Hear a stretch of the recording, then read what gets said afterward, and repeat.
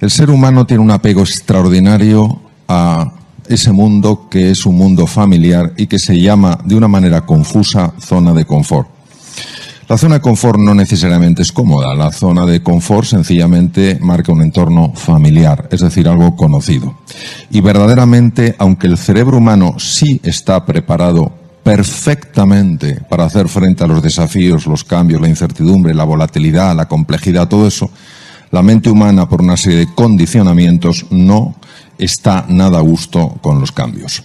Entonces, nosotros lo que necesitamos es descubrir qué podemos hacer para navegar por esta tormenta con serenidad, con entusiasmo y con confianza. El ser humano ha de entender varias cosas. Primero, que cuando pasa por un momento de incertidumbre, un momento complejo que no puede controlar, eso se experimenta como sufrimiento. No es agradable y tenemos que ser capaces de trascender ese dolor, tenemos que ser capaces de trascender esa dificultad para crecer. Aquí es donde hay que poner en marcha un concepto que se llama resiliencia y nos recuerda un poco ese junco que cuando el viento le empuja se dobla, se pliega, pero no se quiebra. Y cuando el junco ya no está sometido a la presión tremenda del viento, ese junco vuelve. Es decir, la capacidad de resistir un determinado grado de deformación y la capacidad de recuperarse una vez que ha sido deformado, eso define la resiliencia. Entonces, cuando nosotros conseguimos ser resilientes, es decir, conseguimos no quebrarnos ante la presión, no quebrarnos ante el dolor, no quebrarnos ante la dificultad, no quebrarnos ante la incertidumbre, ese junco se hace más robusto. Y a ese junco en el futuro le deformarán mucho menos los acontecimientos exteriores y se recuperará mucho antes. ¿Nosotros cómo podemos ganar en resiliencia en esta situación? Pues nosotros tenemos que tener en cuenta que sea en el trabajo, sea en las relaciones personales con tus seres más queridos, sea con tus clientes, sea contigo mismo, contigo misma. Hay una serie de dimensiones presentes en todo ser humano que si las cuidamos es inevitable que aumentemos la resiliencia, inevitable.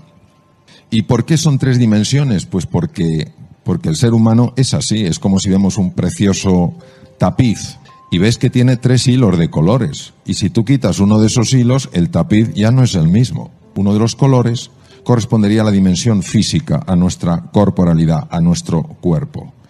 La otra dimensión correspondería al aspecto mental, al funcionamiento de nuestra mente. Sabemos perfectamente que en el cuerpo se generan procesos mentales. Por ejemplo, sabemos que en el tubo digestivo hay un cerebro que tiene ni más ni menos que 500 millones de neuronas y que está afectando directamente a los estados de ánimo. También sabemos, por ejemplo, que el corazón tiene aproximadamente 45.000 neuronas y que está mandando simplemente con la frecuencia cardíaca un mensaje al centro del miedo en el cerebro para decir si el entorno es seguro o no. Es decir, no es el cerebro el que informa al corazón, es el corazón el que informa al cerebro. La mente, por tanto, es probablemente un puente entre el mundo de la energía y el mundo de la materialidad, o podríamos decir entre el mundo del espíritu concebido de una manera muy amplia y el mundo de lo material. Bien. Y la tercera dimensión es la dimensión anímica, es decir, es lo que trasciende al ser humano, es el interés por los demás, es el amor a la naturaleza, es por tanto celebrar siempre la diversidad, es no permitir ni que ideas políticas, ni que ideas religiosas, ni que ideas culturales puedan separarnos en lo más profundo que es nuestra humanidad, nuestro anhelo de estar juntos, nuestro anhelo de ayudarnos unos a otros a ser más felices y sufrir menos. Entonces, si nosotros cuidamos estas 3 dimensiones, la dimensión física, la dimensión corporal, la dimensión mental, que obviamente está conectada como ese hilo con los otros hilos del tapiz, y la dimensión anímica, inevitablemente hay un aumento de resiliencia y de esta situación vamos a experimentar como consecuencia de esto un crecimiento. Es decir, después de esta situación traumática, que es la que es y que es dura y es desagradable, experimentaremos un crecimiento. Es decir, en lugar de quebrarnos, de ser un junco que se quiebra o un junco que se queda doblado y no puede volver a su situación de partida, nos convertimos en juncos mucho más flexibles y simultáneamente mucho más robustos. Es decir, pasamos de la consistencia del hierro a la consistencia del acero. El acero no solamente es más sólido que el hierro, sino que es más resiliente que el hierro. ¿Qué aspectos tenemos que cuidar en las tres dimensiones? La dimensión del cuerpo, la dimensión de la mente y la dimensión anímica, la dimensión del alma, entendida en un sentido amplio, como trascendencia, del verbo transcando, ir más allá de uno mismo, de su propio ego, de su propio yo. A nivel corporal hay que hacer varias cosas para cuidar el cuerpo, la dimensión corpórea. La primera cosa es el ejercicio físico. El sedentarismo acaba matando. El ejercicio físico es importante para cuidar el cerebro. Está demostrado que cuando uno hace ejercicio físico, las posibilidades de caer en un proceso de ansiedad o depresión se reducen drásticamente. En segundo lugar, hay que cuidar la nutrición. Todos estamos experimentando estrés.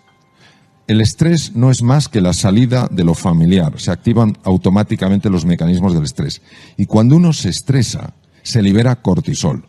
Y el cortisol lo que quiere es llenar la sangre de azúcar. Entonces nos convertimos en personas ávidas de dulces.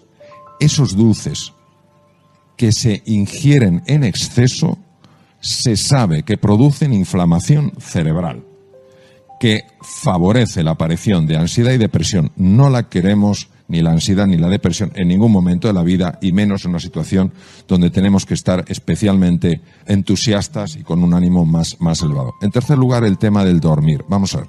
Durante el sueño se activan genes nocturnos que evitan que haya mutaciones cancerígenas. Durante el sueño, el sistema linfático que limpia el cerebro de proteínas anómalas que si se acumulan pueden dar trastornos degenerativos. Hay que acostarse sin estar viendo pantallas que emitan luz azul, porque interferimos la liberación de melatonina, que empieza a liberarse a las 9 de la noche y alcanza su pico entre las 11 y las 3. Si nosotros no cuidamos el descanso y nos dedicamos a estar todo el rato contestando emails, viendo cosas, interferimos el sueño y aumenta los niveles de estrés, favorece la ansiedad y favorece la depresión. Eso en cuanto a la parte física, para no extenderme. Habría otras dimensiones que son la respiración y la postura, pero bueno, las dejo para otra ocasión. La parte mental. Me voy exclusivamente a una cosa. No hay que tolerar que la mente nos lleve al pasado para lamentarnos por lo que hicimos o dejamos de hacer, o que nos proyecte al futuro para preocuparnos por lo que va a suceder y que no vamos a ser capaces de gestionar. Esto es una enfermedad de la mente que se descubrió hace 3.500 años y que está perfectamente reflejado en el Bhagavad Gita. ¿Cómo lo hacemos? Entrenando el músculo de la atención. Las prácticas de la meditación, las prácticas del mindfulness nos ayudan a centrar la atención y a saltar de lo que se llama la red neuronal por defecto a la red ejecutiva central. La red neuronal por defecto es la base de la infelicidad del ser humano y influye directamente en la enfermedad. La red ejecutiva central se activa cuando nos enfocamos en la tarea. Mejora el funcionamiento del sistema inmune, que es precisamente el que nos tiene que defender de los virus. Además, nos hace sentirnos más tranquilos, más confiados y nuestro rendimiento aumenta. Luego, a nivel mental también hay que hacerlo. Y termino con la parte anímica. La parte anímica no tiene sentido si no trascendemos el yo y nos encontramos con el tú. Y nos encontramos para generar el nosotros. Es el momento de la cordialidad. Es el momento de la empatía, es el momento de la compasión. Si nos queremos encontrar, los ojos son los primeros que transmiten la mirada apreciativa. El tono de voz también. Y hay una energía que ya se puede medir, que emite el propio corazón y que llega a la otra persona. Entonces, si cuidamos esos aspectos, aumentaremos nuestra resiliencia y cuando esta situación pase, ¿qué pasará? Diremos, fue duro, hemos crecido. El ser humano tiene la capacidad de levantarse siempre una vez más de las que se cae. Decía Churchill, todo triunfador fue un fracasado que jamás se dio por vencido. ¿Cómo superar episodios duros? Hay dos formas de ver la vida, como algo completamente azaroso o como algo perfectamente organizado por una inteligencia de otro orden. Para mí, en mi vida personal, considerar y el vivir conectado con una vida que quiere lo mejor para mí me ha ayudado muchísimo a pasar de una forma distinta episodios duros. Entonces, lo que normalmente en el mundo de la pura evolución, lo que se llama el materialismo, que no es la negación de lo material, es que todo se justifica desde la materia, donde el materialismo se queda corto, a mí me parece que la trascendencia nos abre. Para el materialismo puro sería una casualidad, desde la otra dimensión sería una causalidad. Si yo me enfrento a lo que me está pasando y activo la amígdala, seré mucho más incapaz de resolverlo. Si yo acepto esta realidad que esconde una lección que de momento no veo y me abro a aprender la lección, tendré mis zonas anteriores del cerebro plenamente operativas y podré navegar mucho mejor. No es fácil, nada fácil mantener la calma si inmediatamente no tomas el control de tu foco. O sea, nada de buscar chivos expiatorios, nada de buscar culpables. ¿Dónde está la solución? Entonces, el foco es rapidísimo cuando tú tomas control en ese sentido. Entonces, ¿a dónde llevo yo el foco? El foco siempre a ganar, nunca a no perder. El foco a la solución, no al problema. El problema ya sabes que está. Cuando nosotros en la incertidumbre solo vemos lo desconocido, lo que no controlamos, lo que no gobernamos, ¿por qué es tan importante establecer una relación radicalmente distinta con la incertidumbre? A veces, cuando uno le da la vuelta a una situación, puede encontrar una oportunidad. Pero si ya la rechaza, si ya se resiste, es imposible. Entonces, claro que va a haber complejidad, claro, la hay, claro que hay peligros, por supuesto, pero no es lo único que hay. También hay oportunidades, también hay posibilidades, también hay caminos. ¿Y por qué es tan importante que asociéis a incertidumbre la palabra oportunidad? Porque quiero que abráis otros cajones en el inconsciente. Cajones de ilusión, cajones de posibilidad, cajones de crecimiento, de evolución. Y cuando tú vas entrenando este lenguaje transformacional, dices, de acuerdo, incertidumbre, es verdad que noto estas sensaciones de incomodidad, pero me voy a posicionar que también hay oportunidad y sabemos que es así. Tú vas trayendo ese registro que va de alguna manera compensando esa sensación de sentirte perdido, de sentirte perdida, y que te ayuda a adaptarte. Biológicamente, esto, ¿cómo sucede? Pues sucede de la siguiente manera, fijaros. En un entorno nuevo, en la nueva realidad, todos vamos a tener que estar muy atentos a lo esencial, descubrir los patrones que funcionan. Tengo que ser muy rápido aprendiendo. Tengo que ser creativo a la hora de encontrar nuevas soluciones a situaciones en las que no me he visto antes. Todo eso depende de la parte anterior del cerebro, de lo que se llama el cerebro ejecutivo. Pues cuando nuestro detector de miedo, nuestro detector de peligro se activa, todas esas capacidades las pierdo. Por eso, mi propuesta es siempre ir a cualquier terreno marcado por la incertidumbre, y esta realidad, la nueva realidad, lo es, con esa mente abierta, deseando conocer, deseando comprender, deseando explorar, deseando mejorar y deseando evolucionar. ¿Qué es la felicidad? Es un estado de serenidad, es un estado de equilibrio y de paz, incluso en medio de la dificultad e incluso en medio del sufrimiento. Por eso yo diría que la felicidad no es necesariamente un estado emocional, sino un estado de conciencia, una perspectiva sobre las cosas. Precisamente lo único que no nos podrá nadie quitar. Cómo decidimos, cómo elegimos relacionarnos con las cosas que nos pasan en la vida. Y es muy importante que sepamos que eso existe, que necesitamos utilizar eso y que ese espacio de libertad es un espacio que se conquista día a día. Nos sentimos solos, nos sentimos perdidos, nos sentimos en peligro. Y cuando una persona se siente así, cuando una persona está a la defensiva, de manera natural se vuelve irritable.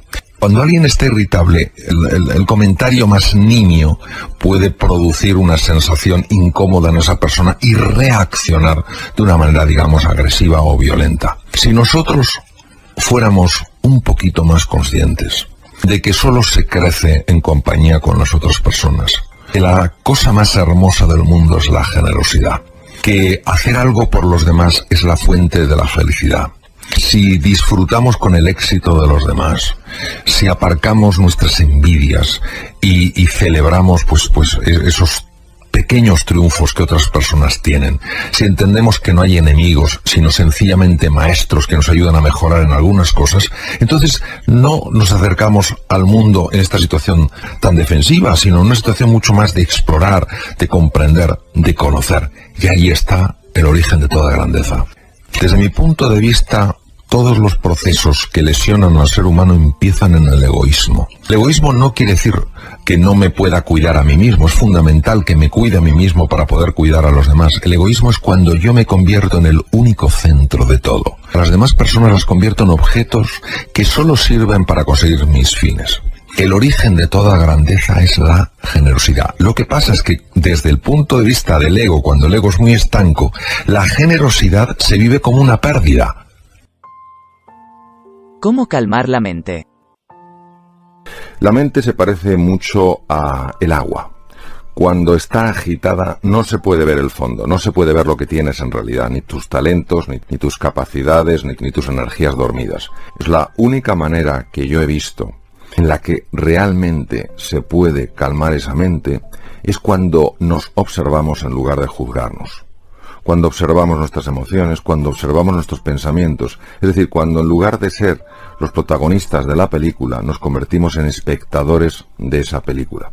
Solo cuando uno tiene una distancia de perspectiva, puede conseguirse que esa mente se calme. La mente tiene dos formas, la forma agitada y la forma calmada. A la forma calmada a mí me gusta llamarla consciencia, que es el darse cuenta. Y a la mente agitada me gusta llamarla la mente confusa, la mente que enjuicia. Entonces, más que la no mente, es la mente tranquila. Se utiliza el concepto no mente porque para llegar a esa mente tranquila hay que penetrar en el silencio. Y la mente agitada no soporta el silencio. La mente agitada solo quiere que estemos constantemente pensando y constantemente moviéndonos.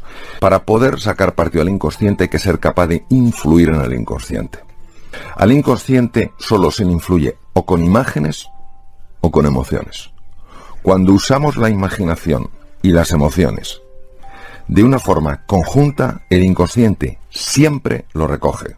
Es decir, al inconsciente no se llega con conocimientos, se llega con experiencias.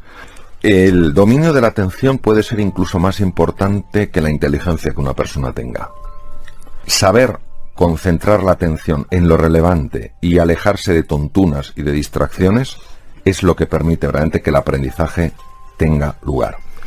La atención hay varias formas de cultivarla. Es un entrenamiento diario.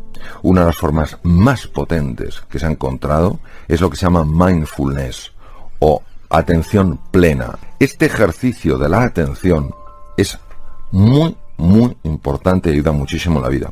Segundo tema es efectivamente el tema de la nutrición. El cerebro solo puede consumir glucosa y oxígeno. La glucosa hay que dársela al cerebro de una forma continua. Hay que comer entre 5 o 6 veces y fundamentalmente hidratos de carbono que liberen el azúcar de una forma progresiva, no en picos. En tercer lugar, para mantener la atención es esencial dormir de forma constante un mínimo de 7 horas, entre 7 y 8 horas. El ideal son 8. Cuando reducimos las horas de sueño, supuestamente en beneficio de la eficacia, la atención baja radicalmente. Y hay otro punto, que es el ejercicio físico. El ejercicio físico es muy importante porque mejora clarísimamente la atención. ¿Cómo superar el miedo? Tenemos que distinguir dos clases de miedo. El miedo que nos ayuda a ser sensatos y prudentes y el miedo nos lleva hacia el bloqueo.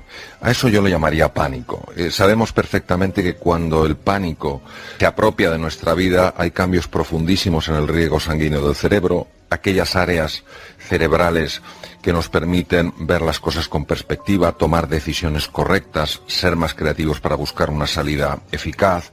Esas áreas son profundamente bloqueadas. Se sabe perfectamente que hay una zona del cerebro, la zona prefrontal izquierda, que se puede trabajar, que se puede educar, que se puede entrenar y que es capaz de mantener a raya esos núcleos amigdalinos, mantener a raya la amígdala, para que no se dispare de una forma inadecuada o para que no se dispare con demasiada intensidad. La forma de entrenar el área prefrontal izquierda está ya muy definida. Por ejemplo, una de ellas es el organizar tu tiempo. Dedicar los 10 primeros minutos del día a decidir qué va a ser lo prioritario para ti, para no verte luego inmerso en un montón de cosas que te están robando la paz. En segundo lugar, el ejercicio físico. Se sabe que el ejercicio físico tiene la capacidad de modular muchísimo la activación amigdalina para que no se produzca con tanta intensidad. La meditación entendida como un espacio de calma, de silencio, donde sencillamente te encuentras con una sensación de vacío, ausencia de pensamientos y donde existe una conexión muy profunda con tu cuerpo. Todo lo que sea la comunicación con los demás, cuando verdaderamente tienes confianza con otra persona, cuando verdaderamente puedes abrirte a otra persona, no desde la queja, no desde la protesta, sino desde la petición honesta de ayuda, porque todos necesitamos ayuda. Se sabe que el área prefrontal izquierda también se activa. También se activa cuando usas muchas más palabras positivas. Es decir, cuando cambias palabras que de entrada nos sumergen en la preocupación, en la angustia, en la desesperanza, utilizas más palabras positivas. Y también se entrena el área prefrontal izquierda cuando te acostumbras a llevar tu atención a lo que hay de bello en la vida, a lo que hay de valioso en la vida, a lo que hay de inspirador en la vida. Claro, esto pide un entrenamiento, una voluntad, un compromiso, pero hay tanto para ganar.